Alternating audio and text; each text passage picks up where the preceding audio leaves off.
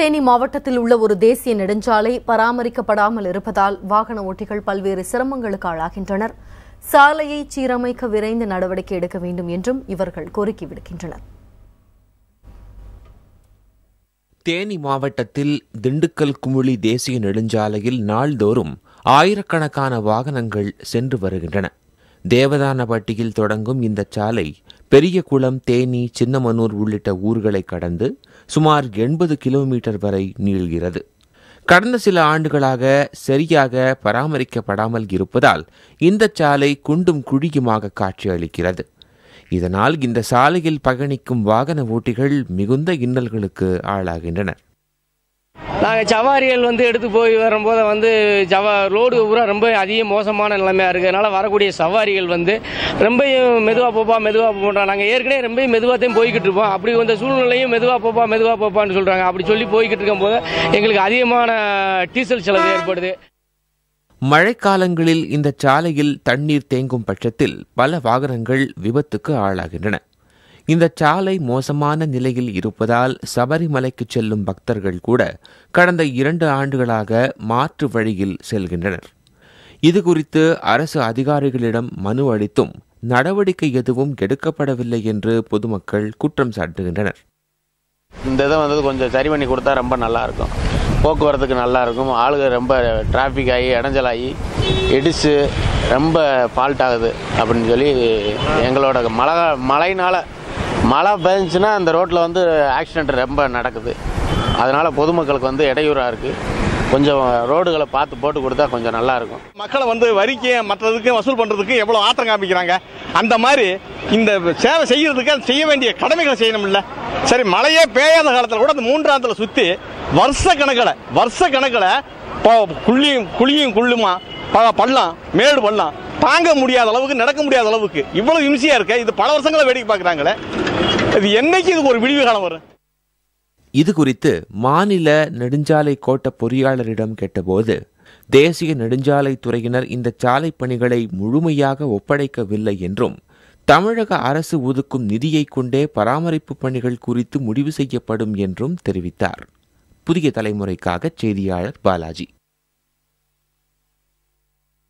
தேனி மாவட்டத்தில் உள்ள திண்டுக்கல் குமுளி தேசிய நெடுஞ்சாலையின் அவல நிலை குறித்தும் அதனால் மக்கள் சந்திக்கும் பிரச்சினைகள் குறித்தும் பார்த்தோம். இனி இது குறித்த கூடுதல் தகவல்களை களத்தில் இருந்து தருவதற்காக அப்பகுதி மக்களோடு நமது செய்தியாளர் ராமானுஜம் காத்திருக்கிறார். அவரோடு பேசுவோம். ராமானுஜம், ஒரு திண்டுக்கல் குமுளி இந்த தேசிய நெடுஞ்சாலை எவ்வளவு காலமாக இப்படி சீர் செய்யப்படாமல் இருக்கு? இதற்கு என்ன காரணம் சொல்லப்படுது?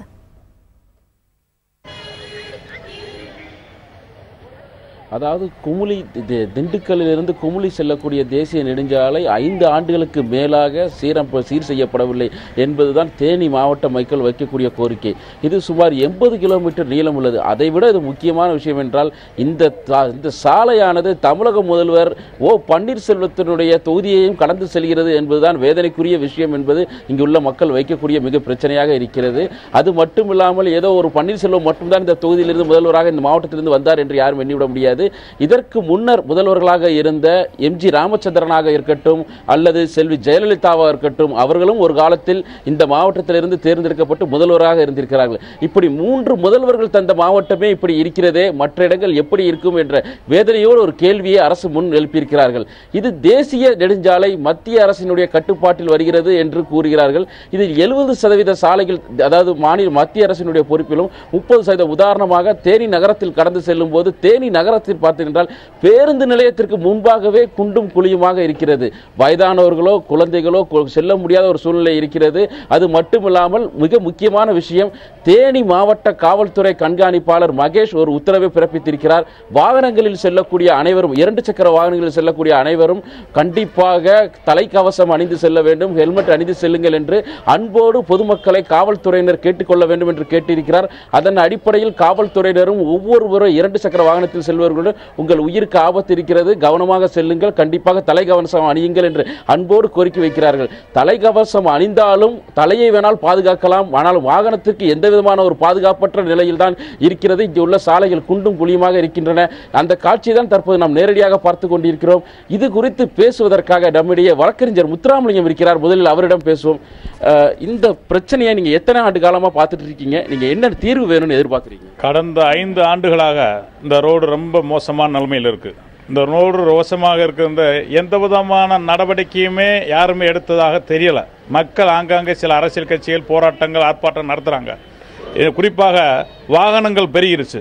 வாகனங்கள்கிட்ட டாக்ஸி இன்கம் எல்லாமே வாங்குறாங்க. வெஹிக்கிள் கூடிக்கிருக்கு, எல்லாமே இருக்காங்க. மழை காலத்தில் குறிப்பாக அனைத்துமே ரோடுகளில் தண்ணியாக இருக்குது.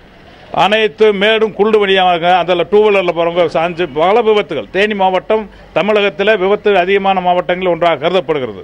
அங்கங்கே இருக்குது. சுற்றுலா தலங்களுக்கு வெளி மாவட்டங்களிலிருந்து வராங்க. குறிப்பாக சபரிமலை சுவாமி ஐயப்பனை தரிசிப்பாக வெளி மாநிலங்களிலிருந்து அதிகமாக வர்றாங்க. அதேமாதிரி சின்ன சுருளி இருக்கிறது, சுருளியார் மின் நிலையம் சுருளி தீர்த்தம் இருக்கிறது, அதேமாதிரி கும்பக்கரை அருவி இருக்கிறது. இந்த பகுதிகளில் வரவங்கெல்லாம் விபத்துகளில் பலியாகிறாங்க. விபத்துகளில் மரணம் என்ற பத்திரிகை செய்திகளுக்கு இதை தடுத்து நிறுத்துவதற்காக தமிழக அரசும் அங்கங்கே இருக்கிற நகர் பொறுப்பாளர்களும் உடனடியாக தலையிட்டு தீர்வு காண வேண்டும். மக்கள் மிகவும் சொல்ல முடியாத துயரத்தில் விம்மிக் கொண்டிருக்கிறார்கள். இவரை பொறுத்தவரை ஒரு கருத்தை முன்வைத்திருக்கிறார்கள். சுற்றுலா பயணிகள் குறிப்பாக சபரிமலைக்கு சீசன் என்று அழைக்கப்படக்கூடிய சபரிமலை கோயிலுக்கு கார்த்திகை மாதம் ஆரம்பித்தவுடன் இந்த வழியாக கோயிலுக்கு செல்பவர்கள் ஆண்டுதோறும் 1 லட்சத்திற்கு மேல் என்பதுதான் புள்ளி விவரங்கள் தெரிவிக்கின்றன. அப்படி செல்லக்கூடியவர்கள் செல்லக்கூடிய சாலையாக இது இல்லை, தரமற்ற சாலையாக இருக்கிறது. இது தேசிய நெடுஞ்சாலை, மத்திய அரசினுடைய கவனத்தில் இருந்தாலும் தற்பொழுது அது மாநில அரசிடம் ஒப்படைக்கக்கூடிய சூழ்நிலையில் இருக்கிறது. அப்படி மாநில அரசு கையகப்படுத்தும் பொழுது மாநில அரசு என்ன செய்ய வேண்டும் என்பது குறித்து பேசுவதற்காக வியாபார சங்கத்தை சார்ந்த பிரமுகர் சக்திவேல் நம்மோடு இருக்கிறார். அவரிடம் கேட்போம். நீங்க வணக்கம் சார், உங்களுடைய இந்த பிரச்சனைக்கு இப்பொழுது தேசிய நெடுஞ்சாலையா இருக்குது, உடனடியான தீர்வு நீங்க என்ன எதிர்பார்க்கீங்கன்னா? தற்காலிகமா இப்பொழுது மழைக்காலங்களில் மட்டும் அப்பொழுது அந்த பேட்ச் ஒர்க்குங்கிற அளவுக்கு தற்காலிகமாக சீரமைக்கிறாங்க. இதை நிரந்தரமா செய்யறதுக்கு என்ன செய்யணும், என்ன எதிர்பார்க்குறீங்க மத்திய மாநில அரசு? அதாவது தற்காலிக சீரமைப்பு கூட பெரியகுளத்துல இருந்து போடி வரைக்கும் தான் பண்ணியிருக்காங்களே ஒழிய தேவதானாப்பட்டி, பெரியகுளம், தேனி, சின்னமனூர், கம்பம், கூடலூர், கும்ளி வரைக்கும் கிட்டத்தட்ட இந்த ஒரு 80-100 கிலோமீட்டர் நீங்கள் எவ்வளோ தூரம் ட்ராவல் பண்ணுறீங்களோ அந்தளவுக்கு எந்த அளவுக்கு குண்டு குழி இருக்குமோ அந்தளவுக்கு தான் இன்னும் இருக்குது. ஒரு சில இடங்களில் மட்டும் ரோடு நல்லா இருக்குது. மற்றபடி இது வரைக்கும் கிட்டத்தட்ட ஒரு 6-7 வருஷமாகவே இதே நிலைமை தான் இருக்குது. ஒவ்வொரு முறையும் இந்த மாதிரி சின்ன புனரமைப்பு சீரமைப்பு பணி மட்டும்தான் பண்ணுறாங்களே ஒழிய ரோடு போடவே இல்லை. நிரந்தர தீர்வு ரோடு போட்டால் தான். ஏன்னா வாகனங்கள் போகிறதும் பழுது. இது மட்டும் இல்லை, இது தேசிய நெடுஞ்சாலை, திண்டுக்கல் டு கும்ளி தேசிய நெடுஞ்சாலையில் எவ்வளவோ விஷயங்கள் சார் சொன்ன மாதிரி சுற்றுலாத்தலமாகவும் இருக்குது. பழனி, கொடைக்கானல், கம்பம், கூடலூர், கேரளானுடைய பார்டரே இதுதான். கேரளாவுக்கு போகிற முக்கியமான சாலைகள் அது ஒரு முக்கியமான சாலை. இந்த சாலை ஒரு நிரந்தர தீர்வு வேணும்னா ரோடு போடுறது தான் நிரந்தர தீர்வு. நீங்கள் சீரமைப்பு பணியோ சின்ன பேட்ச் ஒர்க் பண்ணுறதுல எந்த விதமான உபயோகமும் இருக்காது. அது இருந்தால் மட்டுமே பலவிதமான விபத்துகளையும் காப்பாற்ற முடியும், நேரத்திற்கு எல்லாரும் செல்ல முடியும். எல்லாமே காரணம் மழை பெஞ்சுன்னா ரோடு எது, சாக்கடை எது, கால்வாய் எதுனே தெரியாத நிலைமை தான் தேனி நேரு சிலை முன்னாடியே இருக்கக்கூடிய ஒரு முக்கியமான நிகழ்வு இது. சரண்யா, நீங்க கேட்டுட்டு இருந்திருப்பீங்க. எல்லோருடைய கருத்தும் கிட்டத்தட்ட பாதிப்புகள் குறித்தே இருக்கிறது. இது குறித்து பேசுவதற்காக சமூக ஆர்வலர் சவுந்தரபாண்டியன் நம்மோடு இருக்கிறார். சவுந்தரபாண்டியன், நீங்க ரொம்ப வருஷமா இந்த பிரச்சனை இந்த ஊர் மக்களோட இதற்கு முன்னர் நீங்கள் சொல்லி கேள்விப்பட்ட ஒரு விஷயம், சாலையை காணவில்லை என்று தேனி மாவட்ட காவல்துறை கண்காணிப்பாளரிடம் புகார் கொடுத்திருக்கிறதாக கேள்விப்பட்டோம். இந்த சூழ்நிலையில் அதற்கு அரசு என்ன பதில் அளித்திருக்கிறது, என்ன நடவடிக்கை எடுத்திருக்கிறது? சாலையை காணும் என்று 10 ஆண்டுகளாகவே நாங்கள் சொல்லி வருகிறோம். சாலை போட்டது 10 ஆண்டுகளுக்கு முன்பாக. கடந்த ஆண்டை போல இந்த ஆண்டும் மழை பொழியும் பொழுதெல்லாம் சாலையை காணவில்லை, குண்டு குழியுமாக தண்ணி இருக்கிறது. இதனால் பள்ளி செல்லும் மாணவர்கள் குறித்த நேரத்தில் செல்ல முடியவில்லை. அலுவலகங்கள் செல்லுபவர்கள் வாகனங்களிலே செல்லவே முடியவில்லை. மழை பெறும் காலங்கள் அனைத்து பொழுதும் எப்பொழுது பார்த்தாலும் சாலைகள் அனைத்தும் குண்டும் குழியுமாகத்தான் இருக்கிறது. மழைநீர் தேங்கிக் கொண்டு தான் இருக்கின்றது. இதற்காக மாவட்ட நிர்வாகமோ நகர்மன்றமோ எந்த நடவடிக்கையும் இதுவரைக்கும் எடுக்கவில்லை என்பதுதான் எங்களுடைய முக்கியமான இது. இவர்களுடைய கருத்து, அதாவது இதுவரை பொதுவாக ஒரு திரைப்படத்தில் வடிவேல் சொல்லுவார், அதாவது எங்கள் ஊரில் இருந்த கிணற்றை காணவில்லை என்று. தேனி மாவட்ட மக்களோ எங்கள் ஊரில் சாலையை காணவில்லை என்று புகார் கொடுக்கும் நிலைவைக்கும், அது மட்டுமில்லாமல் இது தொடர்பாக பல்வேறு இடங்களில் சாலையை காணவில்லை, அரசை நடவடிக்கை என்று சுவரொட்டிகள் ஒட்டக்கூடிய சூழ்நிலைக்கு தள்ளப்பட்டிருக்கிறார்கள். இந்த நிலையில் இருந்து மீண்டு வருவதற்கு மத்திய மாநில அரசுகள் உரிய நிதியை ஒதுக்கி அந்த தேசிய நெடுஞ்சாலையை சீரமைக்க வேண்டும். மாநில அரசிடம் அந்த தேசிய நெடுஞ்சாலை ஒப்படைக்கும் பணியை உடனடியாக செய்துவிட்டு மாநில அரசு முழு கட்டுப்பாட்டில் வந்தாவது இந்த பிரச்சனைக்கு ஒரு முழு தீர்வு வரும் என்பது தேனி மாவட்ட மக்கள் எதிர்பார்க்கக்கூடிய ஒரு மிக முக்கியமான ஒரு விஷயமாக இருக்கிறது. சரண்யா. சரி ராமானுஜம், அதாவது சாலையை காணவில்லை அப்படின்று மக்கள் புகார் கொடுக்கிற அளவுக்கு திண்டுக்கல் குமுளி நெடுஞ்சாலை இந்த அளவுக்கு மோசமான ஒரு நிலையில் இருக்கிறதா தகவல்களை சொல்லிட்டு இருக்கீங்க. இந்த நெடுஞ்சாலையின் சீரமைப்பு பணிகளை பொறுத்த வரைக்கும் மாநில நெடுஞ்சாலை நிர்வாகமும் மத்திய நெடுஞ்சாலை நிர்வாகமும் மாறி மாறி இந்த பொறுப்புகளை பந்தாடி கொள்வதையும் நம்மளால பார்க்க முடியுது. இந்த விஷயத்தை பொறுத்த வரைக்கும் அரசு அதிகாரிகள் என்ன சொல்றாங்க? இந்த சீரமைப்பு பணிகள் தற்போது இந்த பொறுப்புகள் யார் வசம் இருக்கு?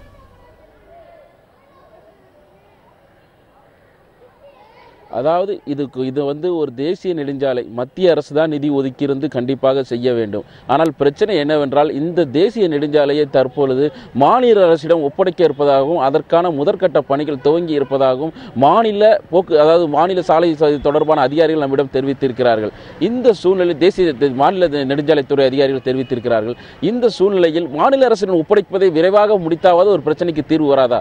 குறிப்பாக நாம் ஏற்கனவே குறிப்பிட்டுள்ளது போல் தமிழகத்தினுடைய முதல்வர் இந்த மாவட்டத்தை சார்ந்தவர், அவர் நினைத்தால் எதையும் செய்யலாம், ஆனால் செய்ய மனமில்லையோ என்கிற எண்ணம் தான் மக்களிடம் ஏற்பட்டிருக்கிறது. அதனை கருத்தில் கொண்டு வந்து உடனடியாக செய்ய வேண்டும். குறிப்பாக மத்திய அரசிடம் இருக்கக்கூடிய அந்த தேசிய நெடுஞ்சாலையை மாநில நெடுஞ்சாலைத்துறைக்கு கொண்டு வந்து தன் கட்டுப்பாட்டுக்கு கொண்டு வந்து உடனடியாக சாலை அமைத்து தர வேண்டும் என்ற கோரிக்கையை பொதுமக்கள் முன்வைத்திருக்கிறார்கள்.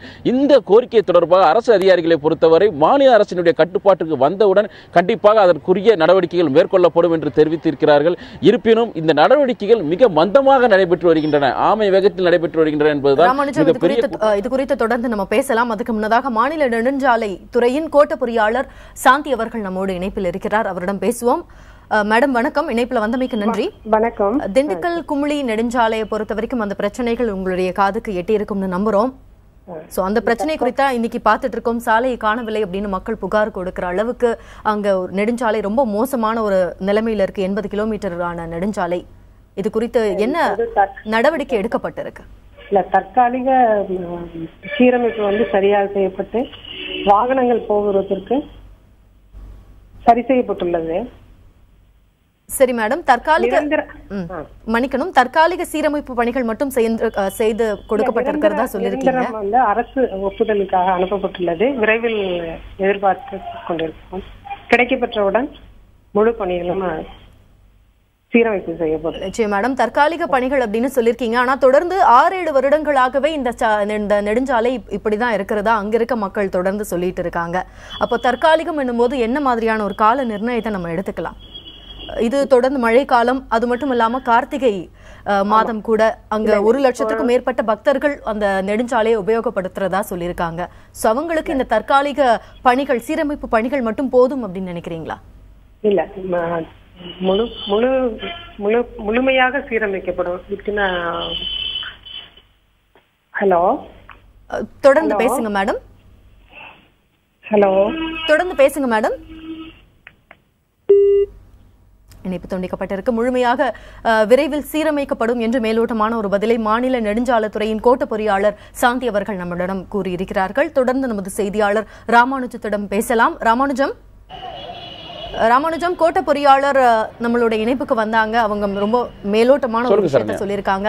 தற்போதைக்கு சீரமைப்பு பணிகள் செஞ்சு கொடுக்கப்பட்டிருக்கிறதா சொல்லியிருக்காங்க. இது குறித்து அங்க இருக்க மக்கள் இதை எப்படி பாக்குறாங்க? தற்காலிக சீரமைப்பு பணிகள் மட்டும் போதும்னு நினைக்கிறாங்களா? மக்களை பேச சொல்லுங்க.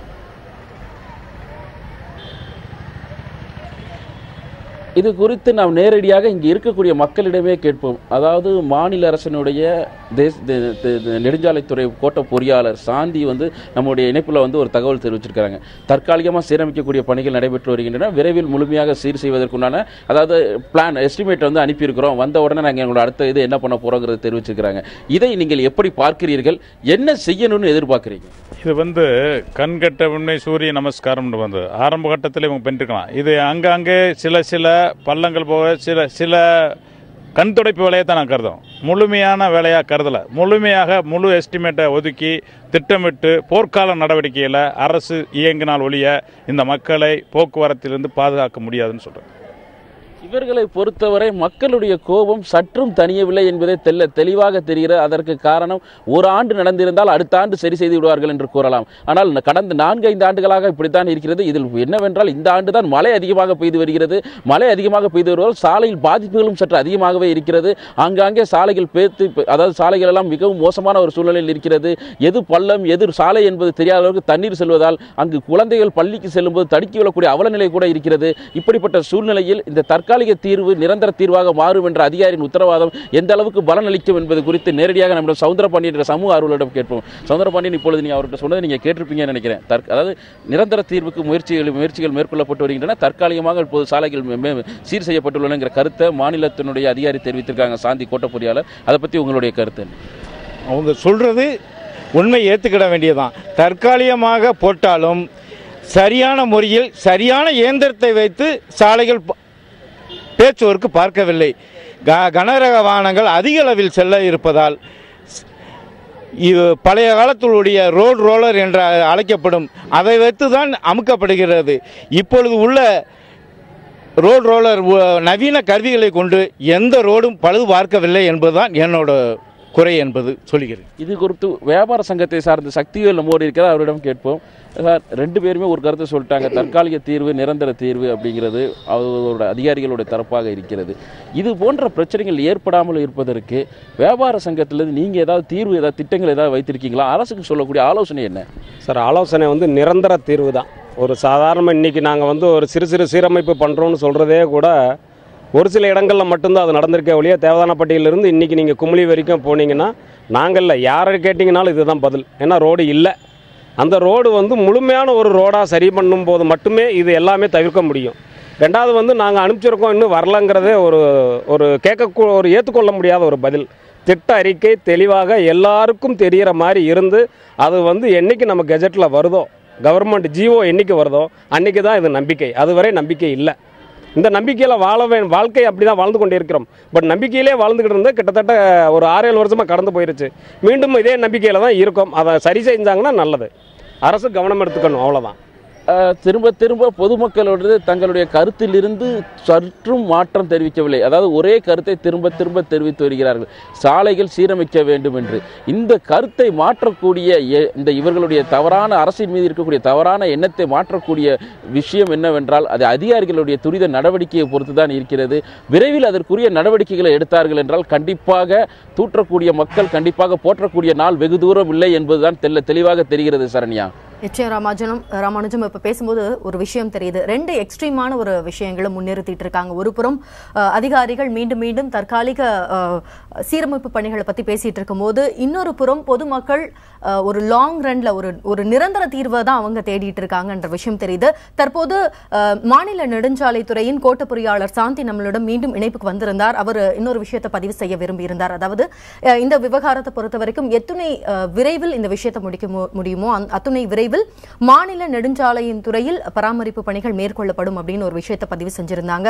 அதே போன்று நம்ம இந்த விஷயத்தை பொறுத்த வரைக்கும் தேனி நாடாளுமன்ற உறுப்பினர் பார்த்திபனை தொடர்பு கொண்டிருந்தோம். அவரும் இணைப்புக்கு வந்து தற்காலிக சீரமைப்பு பணிகள் நடைபெறும் அப்படின்னு தான் சொல்லியிருக்காரே ஒழிய இது குறித்த ஒரு லாங் ரன்ல ஒரு நிரந்தர தீர்வு பத்தி அவர் எதுவும் விவரம் வெளியிடல அப்படின்றத இந்த நேரத்தில் நம்ம பதிவு செய்யணும்.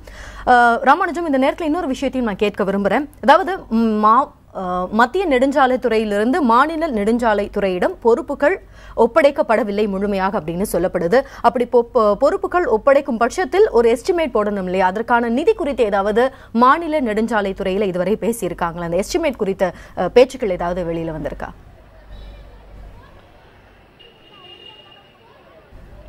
அது குறித்து ஒரு முழுமையான தகவல் இல்லை. ஆனால் மாநில அதிகாரிகளை பொறுத்தவரை ஒரு கருத்தை திரும்ப திரும்ப கூறுகிறார்கள்.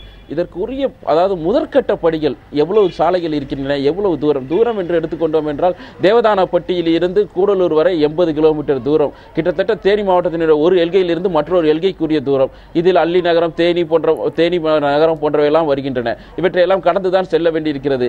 இந்த சாலையை சீரமைக்க வேண்டும் என்றால் கண்டிப்பாக குறைந்தபட்சம் ஒரு 5 கோடி ரூபாயாவது கண்டிப்பாக தேவைப்படும் என்பது இங்கு உள்ள பொதுமக்கள் தெரிவிக்கக்கூடிய கருத்தாக இருக்கிறது.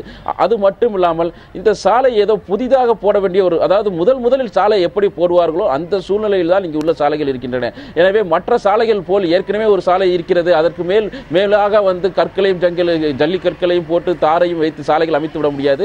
புதிதாக சீரமைக்கக்கூடிய அந்த அளவுக்கு சாலைகள் மிக மோசமாக இருக்கின்றன. இது பல ஆண்டுகளான பிரச்சனை. நாம் ஏற்கனவே குறிப்பிட்டுள்ளது போல் கேரளாவிற்கு தென் மாவட்டங்களில் இருந்து 2-3 வழியாகத்தான் சபரிமலைக்கு செல்வார்கள். ஒன்று செங்கோட்டை வழியாக திருநெல்வேலி மாவட்டம் வழியாக, மற்றொரு பிரதான சாலை மதுரை, சிவகங்கை, தேனி உள்ளிட்ட மாவட்ட மக்கள் செல்லக்கூடிய சபரிமலைக்கு செல்லக்கூடிய சாலை இந்த சாலை தான். இப்படிப்பட்ட ஒரு குமுளி தேசிய நெடுஞ்சாலையில் அதிக அளவில் போக்குவரத்து வாகனங்கள் அதிக அளவில் செல்லக்கூடிய ஒரு சாலை, அதிக அளவில் சுற்றுலா பயணிகள் வரக்கூடிய சாலை மோசமாக இருப்பதால் வெளிமாநில சுற்றுலா பயணிகள் தற்பொழுது இந்த சாலையை தவிர்த்து விட்டு திருநெல்வேலி மாவட்டம் செங்கோட்டை வழியாக செல்லக்கூடிய சூழ்நிலை ஏற்படுகிறது. இதனால் இங்கு இருக்கக்கூடிய வியாபாரிகளுக்கும் வியாபாரம் கடுமையாக பாதிக்கப்படுகிறது.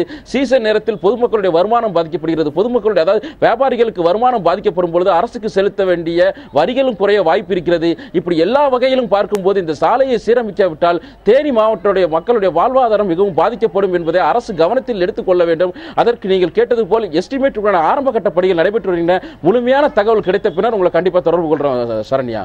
நிச்சயம் ராமானுஜம், ஒரு பாழாகி போன நெடுஞ்சாலையால அந்த மக்கள் எந்த அளவுக்கு பிரச்சனைகளை சந்தித்து வராங்க அப்படின்றத பத்தி பார்த்தோம்.